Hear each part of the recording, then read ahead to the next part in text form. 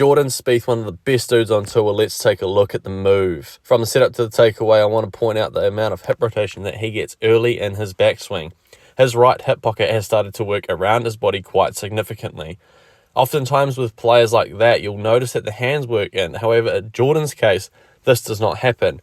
Jordan's hands actually work quite vertically, and you'll notice that those two offset one another.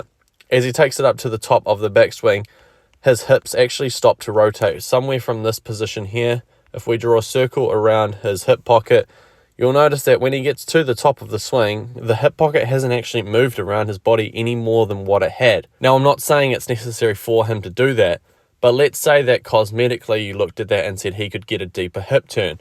Well, all that would do would just shift his arm structure more flat, and therefore that club path would be more into out, and therefore pushes and hooks potentially from what we've seen Jordan Spieth do in the past. It seems to me that he does struggle with getting his club path too far into out.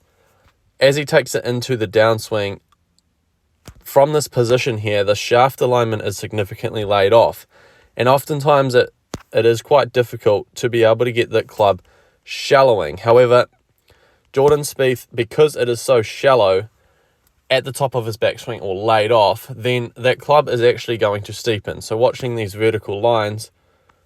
lines get more vertical in the downswing. However, because it hasn't steepened that much, it's still in quite a shallow position, meaning that this club shaft is in a position where it's not too vertical and it's most likely not too horizontal. It possibly could be, considering the moves that Jordan tries to do. However, this position here allows him to turn and burn, meaning that his hips and chest can rotate and get on top of the golf ball. You'll see at that impact position there, and the chest is pointing out there, pelvis is pretty much straight towards the target. He's done an extremely good job of rotating his body well, and it's because of this club movement how it gets into quite a good position. Now, clearly we've seen Jordan do some wacky practice swings before tournaments and even during tournaments. It doesn't seem like he is doing that at the moment. However, it does seem to me that he was trying to get that club path to work a little bit more to the left versus getting stuck underneath and hitting pushes and blocks.